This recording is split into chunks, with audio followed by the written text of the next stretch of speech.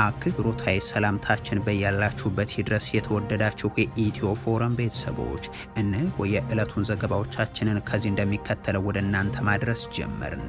አበይት ነጥቦቹን በቅድሚያ የአብይ አህመድ መንግስት ከተማዋን ለመቆጣጠር ውጊያ እንዲከፈትብን አድርጓል ሲል ጦሩ ከሰሰም። በኢትዮጵያ ሁለት ድንበር ቀጠናዎች ጠንካራ ውጊያዎች መቀስቀሳቸው ተሰምቷል። ፕሬዝደንቱ ደግሞ ለጠቅላይ ሚኒስትር አብይ አህመድ ጥያቄ አቀርበዋል ተብሏል። ዝርዝሩ ተዘጋጅቷል። ከሀገሪቱ ርዕሰ መዲና አዲስ አበባ በ100 ኪሎ ሜትር ራዲየስ ውስጥ ባሉ አካባቢዎች ጭምር በአየር ኃይል የታገዘ ውጊያ መደረጉ ተነገረም። ጦሩ በምስራቅና ምዕራብ ሸዋም የተለያዩ ስፍራዎች ከፍ ያለ ወታደራዊ ኪሳራን አደረስኩ ብሏል። ፖለቲከኛውም የብልጽግናው አገዛዝን አጣብቂኝ ውስጥ የጣሉ ሁለት ምርጫዎች ያሏቸውን ገልጸዋል። ወደ እናንተ ይቀርባል። ስምምነቱ ሙሉ በሙሉ ፈርሷል ሲል ህወሓት ገለጸ። በየቀኑ የዜጎቻችን ህይወት እየጠፋ ነው ያለው ድርጅቱ መፍትሄው ደግሞ ተደራጅቶ መታገል ነው ሲልም አሳውቋል። እንመለከተዋለን። የፋኖ ኃይሎች የምርጫ ቁሳቁስ ይዘው ይንቀሳቀሱ በነበሩ አካላት ላይ ጥቃት ማድረሳቸውን ገለጹ። ከተለያዩ የመንግስት ሰራዊት ክፍሎች ውስጥ እየወጡ የሚቀላቀሏቸው አካላት ቁጥር እየጨመረ መምጣቱንም አሳውቋል። ሌላኛው መረጃችን ነው። የዶናልድ ትራምፕ ኢራንን የተመለከቱ ንግግሮች መነጋገሪያ ሆኗል። ሆርሙዝን ለማስከፈት ያስቀመጡትን ቀነ ገደብ አራዝም ያለው ካሉበት እስከ ከኢራን ጋር ተስማምተናል በሚል የገለጹበት ማብራሪያም በቴህራን ትራምፕ አፈገፈጉ አስብሏቸዋል። የሀገሪቱ ባለስልጣናትም ትራምፕ ተስማምተናል ላሉበት ሐሰት የሚል ማስተባበያ እየሰጡ ናቸው። የተወደዳችሁ የኢትዮ ፎረም ቤተሰቦች አብራችሁን ስትቆዩ እነዚህን እና ሌሎችንም መረጃዎችን ታደምጣላችሁ። ሰናይ ቆይታ ይሆንላችሁ። በሀገሪቱ ርዕሰ መዲና አዲስ አበባ በ100 ኪሎ ሜትር ራዲየስ ውስጥ ባሉ አካባቢዎች ጭምር በአየር ኃይል የታገዘ ውጊያ መደረጉ ተነገረም። ጦሩ በምዕራብና ምስራቅ ሸዋ ዞን የተለያዩ ስፍራዎች ከፍ ያለ ወታደራዊ ኪሳራን አድርሻለሁ ብሏል። በኦሮሚያ ክልል የሚደረገው ጦርነት ለ7 ዓመታት አንድ ሰሞን ሞቅ ሌላ ጊዜ ደግሞ ቀዝቀዝ እያለ ይቀጥል ዘንድ ያደረጉ የብልጽግናው አገዛዝ ሰዎች ታጣቂዎችን አጥፍተናል፣ ደምስሰናል የሚለውን መናገር ከጀመሩ ዓመታት አልፏል። በኦሮሚያ ክልል የኦሮሞ ነጻነት ጦሩን አሸንፈናል፣ ያንን ማድረግ የቻልነው ደግሞ ህዝቡ ጦርና ጎራዴ ይዞ ስለወጣ ነው የሚል ምሳሌ ተደርጎ በብልጽግናው በኩል በዚህ ሰሞን ለአማራ ክልል ውጊያዎችም በጀነራሎቹ በኩል ሲቀርብ ተደምጦ ነበር። አሁን ኦሮሚያ ውስጥ ሸኔን ያጠፉት ህዝቡ እምቢ ልክ በሆነ ቦታ ሲያልፍ ለምሳሌ ከዚህ ተነስቶ ቆብ የሚሄድ ካለ መሃል ላይ እሪ ይላል፣ ይጮሃል። ሰው ያለውን መሳሪያ ጦርም ምንም ጎራዴ ይዞ ይወጣል። ወደዛ ደረጃ ነው መሄድ ያለብን። መረጃ ለሰራዊቱ ስጡ፣ ጠላትን ደግሞ አታስጠጉ፣ አታብሉ። ከጥቂት ወራት በፊትም በተመሳሳይ ኦሮሚያ ውስጥ ሸኔ የተደመሰሰው በህዝቡ ጥረት ነው፣ እናንተም ፋኖን ደምስሱልን የሚል ጥሪ ይቀርብ እንደነበር አይዘነጋም። ወነግ ሸኔ እጅ እንዲሰጥ እኮ ያደረጉት ሴት ልጅ እናትና ህፃን ቀንበር ተሸክመው ባክህ ብለው ነው እንዲያስገቡ ያደረጉት። እናንተ ስለምን ይሄን ፈጠራ ተፈጥሩ? ለሰላም ስትሉ፣ ለአንድነት ስትሉ፣ ለፍቅር ስትሉ፣ ለመኖር ስትሉ እንዲህ ያሉ ንግግሮች በአማራ ክልል ከተሰማሩ ጀነራሎች በኩል በማነጻጸሪያነት እየቀረቡ ከመሰማታቸው ባሻገር ጠቅላይ ሚኒስትር አብይ አህመድ ደግሞ ከሳምንታት በፊት ወደ ወለጋ ተጉዘው ስልጣናቸውን በኦሮሞ ህዝብ ስር ደብቀው ሲቀሰቅሱ መደመጣቸው የሚታወስ ነው። ጨራ አርገን ከነበሌሱ ይንቀብኑ ወልመንጫሱ ወለጄሱ ወልጥቄሱ ወልጨብሱ ኑጋ ኦሮሞ ይችን እጁ ላይ የገባችን እድል ማጣት የለበትም። ጠላቶቻችን እኛን ለመስበር ከኛው ውስጥ ኦሮሞን ነው እየፈለጉ ያሉት። ጠላቶቻችን ቢላ ይዘው ወደኛ እየሮጡ ነው። ህዝባችን መንቃት ያለበት ጊዜ ቢኖር አሁን ነው። ሚሶሙ ጅጅረሙ ሶቀቡ በረበራን ዋይናኑ ከናጋ ከሰሞኑ ያለው ነባራዊ ሁኔታ ግን በክልሉ የቀጠለውን ውጊያና የተባባሰውን ውድመት የሚያመላክት ነው የሆነው። በአዲስ አበባ ዙሪያ ባሉ የሸዋ ዞኖች ጠንካራ ጥቃቶች መፈጸማቸውም ታውቋል። የኦሮሞ ነጻነት ጦር በምዕራብ ሸዋ ዞን ሜታሮቤ ወረዳም ለገሮቤ ከተማ በመንግስት ኃይሎች ላይ ፈጸምኩት ባለው ጥቃት በደርዘን የሚቆጠሩትን ደምስሻለው፣ በርካቶችን ማርክ ያለው፣ ቀሪዎቹ ደግሞ ጉዳት አጋጥሟቸዋል ብሏል። ከሜታሮቤ ባሻገር በአዳ በርጋም፣ ሜታ ወልቂጤና ኤልፋታ ወረዳዎችም በአየር ኃይል ጭምር የታገዙ ውጊያዎች ሲደርሱ በጉዞ ላይ የነበሩ የመከላከያ ሰራዊቱ ከባድ መሳሪያዎችም ጉዳት እንዳጋጠማቸው ታውቋል። ከሰሞንኛው የክልል ወቅታዊ ሁኔታ ጋር በተያያዘ ሀተታቸውን የሚያቀርቡት ፖለቲከኛው ጀዋር መሐመድ ደግሞ በኦሮሚያ ክልል የኦሮሞ ነጻነት ሰራዊት አብዛኛው ኃይሉን ከምዕራብና ደቡባዊ ኦሮሚያ ወደ ማዕከላዊ ክፍል ማለትም ወደ ሸዋና አርሲ ቀጠና በማምጣት እያጠናከረ ስለመሆኑ አንስቷል። መንግስት ይህንን የኦሮሞ ነጻነት ጦር ስትራቴጂካዊ መስፋፋት ለመቀልበስ በሚል የእግረኛ ጦር እጥረት ስላለበት በመዲናው አዲስ አበባ 100 ኪሎ ሜትር ራዲየስ ውስጥ በተለይም ደግሞ በምስራቅና ሰሜን ሸዋ ዞኖች በድሮንና በሄሊኮፕተር የታገዙ ከባድ የአየር ጥቃቶችን በመፈጸም ላይ ይገኛል ሲሉም አክሏል። ለአብነትም ባለፈው አንድ ሳምንት ብቻ በምስራቅ ሸዋ አዳሚ ቱሉ ወረዳ እስከ 30 የሚደርሱ የአየር ጥቃቶች መፈጸማቸውንም ጠቁሟል። የፋኖ ኃይሎች ሰሞንኛ ተከታታይ የአውደ ውጊያ ሁኔታዎችንም አንስተው የሁለቱ ታጣቂ ኃይሎች የጦር ሜዳ ስኬት የፌደራል መንግስቱን ከባድ አጣብቂኝ ውስጥ ከቶታልን ብለው ብልጽግና ወይ የመከላከያ ሰራዊቱን መልሶ ወደ አማራና ኦሮሚያ ክልሎች ማስገባት፣ ሁለቱ ኃይሎችን መግታት፣ አለበለዚያ ደግሞ ፈጣን ድል አገኛለሁ በሚል ተስፋም በሰሜኑ የሀገሪቱ አካባቢ ወደ ትግራይ አቅጣጫ ያቀደውን ጦርነት መጀመር የሚሉም ሁለት አስገዳጅ ምርጫዎች ከፊት ለፊቱ ተደቅነዋል በማለትም አቅርበዋል። የአብይ አህመድ መንግስት ከተማዋን ለመቆጣጠር ውጊያ እንዲከፈትብን አድርጓል ሲል ጦሩ ከሰሰም። በኢትዮጵያ ሁለት ድንበር ቀጠናዎች ላይ ጠንካራ ውጊያዎች ተቀስቅሰዋል። ፕሬዚደንቱ ደግሞ ለጠቅላይ ሚኒስትር አብይ ጥያቄ ማቅረባቸው ሰምቷል።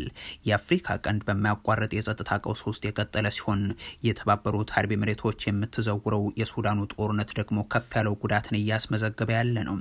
የአቡዳቢ የአዲስ አበባ ቅርንጫፍ የሆኑ የብልጽግናው አገዛዝም የዛችን ሀገር ጦርነት ወደ ድንበር ጎትቶ ከማምጣት ባለፈም በጦርነቱ ውስጥ ወደ ቀጥተኛ ተሳትፎ አምርቶ ተደጋጋሚ ክስ ኢትዮጵያ ላይ እንዲቀርብ አድርጓል። ከህዳሴው ግድብ ቅርብ ርቀት በሺዎች የሱዳን አማጺ ኃይሎች የሚሰለጥኑበትን ካምፕም ከፍቷል።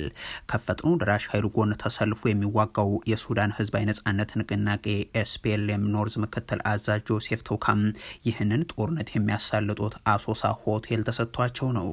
የተባበሩት አረብ ኤሚሬቶች የሱዳኑ ጦርነትን የምታፋፍምበት ጦር መሳሪያ መሸጋገሪያ ክልልም ሆኗል። ቤንሻንጉል ጉሙዝ ክልል በቅርቡ ደግሞ ከአሶሳም ከባህር ዳርም የሚነሱ ድሮኖች አጠቁን የሚለውን ክስ በሱዳን ጦር በኩል ሲስተጋባ የሰነበተ ጉዳይ ነው። ዛሬ ደግሞ በኢትዮ ሱዳን ድንበር ጠንካራ ውጊያ መቀስቀሱ ሰምቷል። እንደ ሱዳን ትሪቡን ዘገባ ከሆነ ይህ ውጊያ የተቀሰቀሰው ሁለቱን ሀገራት በምታገናኘው ኩምሩክ ከተማ ነው። አንድ የሱዳን ጦር አመራር ለጋዜጣው እንዳሉት ከሆነ ይህ ጦርነት የተከፈተው ከኢትዮጵያ ቤንሻንጉል ጉሙዝ ክልል አቅጣጫ በመጡ ተሽከርካሪዎች በተጫኑ ኃይሎች አማካኝነት ሲሆን እነሱም የፈጥኖ ደራሽ ኃይሉና የኤስፒኤልኤም ኖርዝ ታጣቂዎች ናቸው። እኒህ ባለስልጣን የኢትዮጵያ መንግስትን በአካባቢው እነዚህን ኃይሎች ቁጥጥር እንዲኖራቸው ለማድረግ መተላለፊያን ለማግኘት እንዲችሉ አመቻችቷል በማለትም ክስ አቀርበዋል። በተለይም ኮራል ዳሃብ በተባለ ስፍራ ላይ ጠንካራ ውጊያ ሲደረግ መዋሉም ነው የተገለጸው። ይህ ውጊያ የተቀሰቀሰው የጆሴፍ ቱካ ኃይሎች ከኩምሩክ በ20 ኪሎ ሜትር ርቀት አካባቢ ጁርት ላይ ኦፊሰሮችን ጨምሮ በርካታ የሱዳን ጦር አባላት እንደመሰስን የተቀሩትም ወደ ዳማዚን ሸሹ ባሉ ማግስት ነው። የሆኖ ሆኖ ብልጽግና እንደፈለገውና እንደተመኘውም ኩምሩክ አካባቢ ጦርነቱ ደርሶ ወደ ኢትዮጵያ እያስገባው ሲሆን ጥቂት የማይባሉ የአካባቢው ነዋሪዎች መፈናቀል ጀምሯል።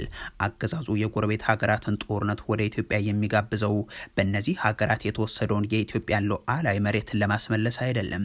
ሌላኛ የጸጥታ ቀውስ የተፈጠረበት የኢትዮጵያ ድንበር ቀጠና ደግሞ ከሶማሊያ ጋር የሚዋሰነው አካባቢ ነው።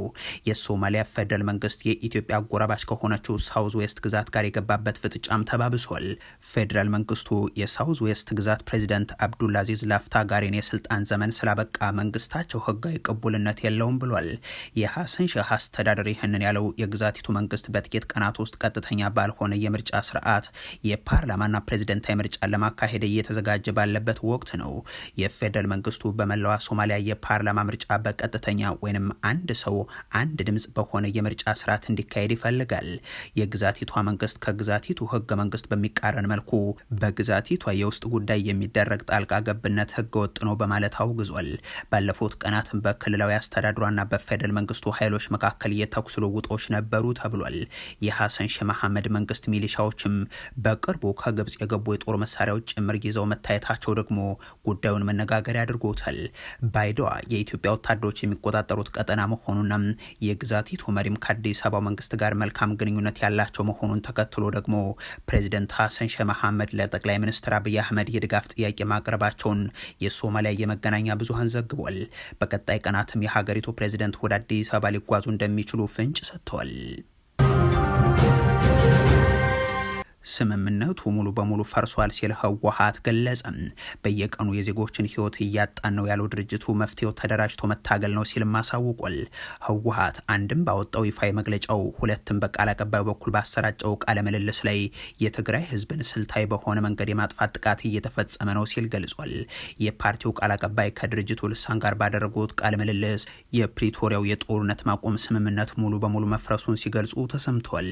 ችግሮችን በፖለቲካዊ ውይይት የመፍታት እድሉ ከቀን ወደ ቀን እየጠበበ ነው ያሉት ቃል አቀባዩ ሁኔታው አሁንም በፌደራል መንግስቱ እጅ ላይ ቢሆንም ነገር ግን ውሉ ተጥሶ ወታደራዊ ዝግጅት እየተደረገ ነው፣ ወጣቶችም ክልሉ ለቀው እንዲወጡ እየተገደዱ ናቸው በማለት አብራርተዋል።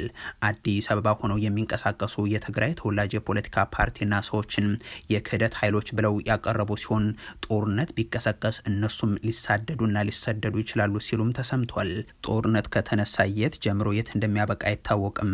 አዲስ አበባ ላይ ነገ ምን እንደሚፈጠር ምን ያውቃሉ? አዲስ አበባ ላይ ሆነው የሚያድናቸው ስርዓትም አይኖርም። ስለዚህ ከህዝባቸው ጎን ይሰለፉ የሚል ንግግርም ነው ሲያቀርቡ የተሰሙት። አበይ ክነብር አዲስ አበባ እንታይ ውሕስና አለ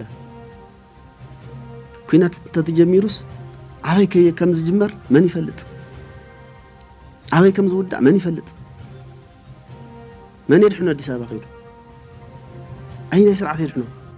ድርጅቱ ባወጣው መግለጫው ደግሞ የኢትዮጵያ መንግስት የትግራይ ህዝብን ለማጥፋት ግልጽ እቅድ አውጥቶ እየሰራ ነው በማለት ከሷል። የብልጽግናው መንግስት ባለፉት ዓመታት ግልጽ ወታደራዊ ጥቃትን ከፍቶም ህዝባችንን በጅምላ ገድሎ መንደሮቻችንና ከተሞቻችንን አፈራርሶም የእምነት ቦታዎችን ሳይቀር አውድሞም በአጠቃላይ የትግራይ ህዝብን ከምድረ ገጽ ላይ ለማጥፋት የሚችለውን ሁሉ አድርጓል፣ የግፍ እርምጃዎችን ፈጽመዋል ብሏል ህወሓት። ይህ ሁሉ አልፎ የፕሪቶሪያ ውል ተፈርሞ የሰላም ጥሪ እያደረግን ብንቀጥልም የኢትዮጵያ መንግስት በተቃራኒው በስምምነቱ መሰረት የሚጠበቅበትን እርምጃ ከመውሰድ ይልቅ በወረራ ስር የሚገኘው ህዝባችን ነጻ እንዲወጣም ተፈናቃዮችም የተሰደዱ ሰዎችም ወደ መኖሪያቸው እንዲመለሱ ከማድረግ ይልቅ በተቃራኒው ወደ ሌላ ዙር የጦርነት እንቅስቃሴ ለመግባት እየተዘጋጀ ነው ሲልም ያክላል የፓርቲው መግለጫ። ተደጋግመው የሚነሱ የክልከላ እርምጃዎችንም ይጠቅሳል። የትግራይ ህዝብ በአንድነት እንዳይታገል ለማድረግ ለመከፋፈልና ለመበተን የሚደረገው ጥረትንም ጨምሯል የሚለው ድርጅቱ አንድ መፍትሄ ብቻ አለ፣ እሱም በአንድነት ተደራጅቶ መታገል ነው እያለም ይቀጥላል። አሁን ያለንበት ሁኔታ የመኖርና አለመኖር ጋር የተያዘ የህልውና ጉዳይ ነው የሚለው ህወሓት የመጀመሪያው አማራጭ አሁንም ሰላም ነው። ነገር ግን ይህንን የሰላም ፍላጎታችንን መጠቀሚያ በማድረግ የህዝባችንን ሞትና መከራ ማራዘም ተቀባይነት የለውም። በየቀኑ የወገኖቻችንን ህይወት እያጣን ነው።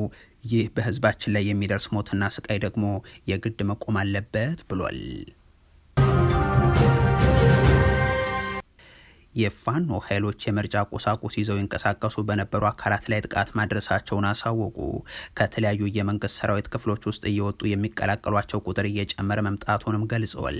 ብልጽግና ሊያካሂደው እየተዘጋጀ ካለው ምርጫ ጋር በተያያዘም የፋኖ ኃይሎች በአማራ ክልል እንዲደረግ እንደማይፈቅዱ ያሳወቁበት መግለጫ ከቀናት በፊት መስጠታቸው የሚታወስ ነው። ከሰሞኑ እንደ አገኘው ተሻገርና ተመስገን ጥሩነህ ያሉ የብልጽግና የክልሉ ተላላኪዎችም ተላላኪ እያሉ የሚወርፉትን ህዝብ ምረጥ አይሉም በትውልድ ቀያቸው ሳይሆን በዋና ዋና ከተሞች ለመወዳደር እንዲወስኑ ስለመገደዳቸው መዘገቡ አይዘነጋም። የፋኖ ኃይሎች ከሁለት ቀናት በፊት በማዕከላዊ ጎንደር ወደ ደጎማ አቅጣጫ ሲንቀሳቀስ የነበረ የምርጫ ቁሳቁስና አስፈጻሚዎችን ያጀቡ የጸጥታ አካላት ላይ ጥቃት ማድረሳቸውን ገልጸው ነበር። ትናንትም በተመሳሳይ በወሎ ቀጠና ልጓማና ቲርቲራ በተባሉ አካባቢዎች ላይ በበርካታ ወታደሮች ታጅበው የምርጫ ቁሳቁስም ይዘው ሲንቀሳቀሱ የነበሩ አካላት ላይ ጥቃት መድረሱን ይፋ አድርጓል። እነዚህን አካላት ለመታደግ በሌላ አቅጣጫ ይንቀሳቀስ የነበረ ሌላ የመንግስት ኃይል ላይም እንደዚሁ የደፈጣ ጥቃት ማድረሳቸውንም አክሏል። እነዚህን ጥቃቶችን በተመለከተ ካገዛዙም ይሁን ከተቋሙ ምርጫ ቦርድ በኩል የተባለ ነገር የለም። ይህ በእንዲህ እንዳለ የፋኖ ኃይሎች ከስምሪት ከሚጠፉ የመንግስት ወታደሮች ውስጥ ጥቂት የማይባሉት አሁንም እየተቀላቀሏቸው እንደሆነ ገልጿል። የአድማ ብተና አባላት ብሬን የተሰኘ መሳሪያን ጭምር በመያዝ በወሎ ቀጠና ተቀላቀሉ ያሉበትም ዕለታዊ አብነት ይሆናል። የዶናልድ ትራምፕ ኢራንን የተመለከቱ ንግግሮች መነጋገሪያ ሆኗል። ሆርሙዝን ለማስከፈት ያስቀመጡት ቀነ ገደብን አራዝም ያለው ካሉበት እስከም ከኢራን ጋር ተስማምተናል በሚል የገለጹበት ማብራሪያም በቴሄራን በኩል ትራምፕ አፈገፈጉ አስብሏቸዋል። የሀገሪቱ ባለስልጣናትም ትራምፕ ተስማምተናል ላሉት ሐሰት ነው የሚል ምላሽ እየሰጡ ናቸው። የአሜሪካው ፕሬዚደንት ዶናልድ ትራምፕ በኢራን የኃይል መሰረተ ልማቶች ላይ ጥቃት ለመፈጸም አስቀምጠውት የነበረው የ48 ሰዓታት የጊዜ ገደብ ወደ 5 ቀናት ማራዘማቸውን መግለጻቸው ይታወቃል። ፕሬዚደንቱ ይህንን የጊዜ ገደብ ያራዘሙት ከቴሄራን ጋር በመካከለኛው ምስራቅ ስላለው ጦርነት በጣም ጥሩና ውጤታማ ውይይቶች ማድረጋቸውን ተከትሎ እንደሆነም ገልጿል። ውይይቱ ዋነኛ አጀንዳው ስለ ኢራን የኒውክሌር መርሃ ግብር እንደሆነም አመልክቷል። ለሰላም ሲባል የኒውክሌር ፕሮግራሟን ኢራን ለመተው ልትስማማ ትችላለች በማለት ነገ ጠዋት በእነርሱ የሆነ ሰዓት ላይ ለመገንባት $10 ቢሊዮን የወጣበትን ትልቁን የኤሌክትሪክ ማመንጫ ፋብሪካቸውን ለማፈንዳት እየተጠባበቅን ነበር ሲሉ ተናግሯል። በጣም ጥሩ ነበር። የገንዘብ እጥረትም አልነበረም። በአንድ ተኩስ ይወድማል፣ ይፈራርሳል። ለምን ይህንን ይፈልጋሉ? እነርሱ ናቸው የደወሉት፣ እኔ አልደወልኩም። እነርሱ ደወሉ። ስምምነት ላይ መድረስ ፈልገዋል ነው ያሉት ትራምፕ። እኛ ከስምምነት ላይ ለመድረስ በጣም ፈቃደኞች ነን። ጥሩ ስምምነት ግን መኖር አለበት እና ሌላ ጦርነት ሊኖር አይችልም። የኒውክሌር ጦር መሳሪያም አይኖርም ሲሉም ትራምፕ አክሏል። ከእንግዲህ በኋላ የኒውክሌር ጦር መሳሪያ አይኖራቸውም፣ በዛ ይስማማሉ። ያለበለዛ ግን ስምምነት አይኖርም የሚለውንም በማንሳት ስምምነት ላይ መድረስ ከተቻለ የነዳጅ ዋጋ በፍጥነት ሊቀንስ እንደሚችልም ጠቁመው ነገር ግን አሁንም ለስምምነቱ ሙሉ ዋስትና እንደሌለና ሁኔታዎች ካልተሳኩ ጥቃቱ እንደሚቀጥልም አስጠንቅቀዋል። ትራምፕ ንግግር መጀመሩን ቢገልጹም የኢራን የውጭ ጉዳይ ሚኒስትርና የተለያዩ የሀገሪቱ የዜና ወኪሎች ግን ይህንን ሙሉ በሙሉ አስተባብለዋል። የሆርሙዝ ሰርጥ አሁንም ጦርነት ለከፈቱብን ዝግ ነው በማለት የኢራን ባለስልጣናት የገለጹ ሲሆን ትራምፕ የጊዜ ገደቡን ያራዘሙት የኢራን አጸፋዊ እርምጃ ስላስፈራቸው እንጂም በድርድር አይደለም በማለትም የሀገሪቱ የመገናኛ ብዙሃን ዘግቧል። የብሪታንያው ጠቅላይ ሚኒስትር ኪም ስታርመር በአሜሪካና በኢራን መካከል የተጀመረ ንግግር እንዳለናም ሀገራቸውም ይህንን እንደምታውቅና እንደምትደግፈው ይገልጻሉ። ስታርመር ማንኛውም ስምምነት በተለይም በኢራን የኒውክሌር ጉዳይ ላይ ጠንካራ ገደቦችን ሊያካትት እንደሚገባ ግን አሳስቧል። የኢራን ፋርስ የዜና ወኪል ደግሞ በስም ያልጠቀሳቸውን ምንጭ ዋቢ አድርጎ ከዶናልድ ትራምፕ ጋር ቀጥተኛም ሆነ ቀጥተኛ ያልሆነ ግንኙነት የለም በማለት ነው የዘገበው። ለዜና ወኪሉ መረጃ የሰጡ ምንጭ አክሎም ኢላማዎቻችን በምዕራብ እስያ የሚገኙ የኃይል ማመንጫዎችን ሊያካትቱ እንደሚችሉ ሲሰሙ አፈግፍገዋል ብለዋል። የኢራኑ የውጭ ጉዳይ ሚኒስትርም ፕሬዚደንት ትራምፕ በሁለቱ ሀገራት መካከል ንግግር ስለመደረጉ የተናገሩትን አስተባብለዋል። የኢራን የፓርላማ አፈ ጉባኤም ከአሜሪካ ጋር ድርድር ተጀምሯል መባሉን አስተባብለዋል። በርካታ የመገናኛ ብዙሃን የዶናልድ ትራምፕ ልዩ መልእክተኛ ስቲቭ ዊትኮፍ ከኢራን የፓርላማ አፈ ጉባኤ መሐመድ ባግሄር ጋሊባፍ ጋር እየተነጋገሩ ስለመሆናቸው በስፋት እየዘገቡ ነበር። ነገር ግን አፈ ጉባኤው በማህበራዊ ትስስር ገጻቸው ላይ ባሰፈሩት ጽሁፍ ከአሜሪካ ጋር ምንም አይነት ድርድር እየተደረገ አይደለም በማለት አስተባብለዋል። ጨምሮም ሐሰተኛ ዜና ያሉትን የድርድር መረጃ ጉዳይ ዋነኛ ዓላማው በነዳጅ ዘይት ገበያ ላይ ተጽዕኖ ለመፍጠር ነው ብለዋል። አሁን ኢራናውያን የሚፈልጉት ወራሪዎቹ ላይ ሙሉና የሚያጸጥጥ ቅጣትን መጣል ነው ሲሉም ገልጸዋል። የተወደዳችሁ የኢትዮ ፎረም ቤተሰቦች ለዛሬ ያሉን መረጃዎች ይህንን ይመስሉ ነበር። አበቃን። ቸር ያሰማን።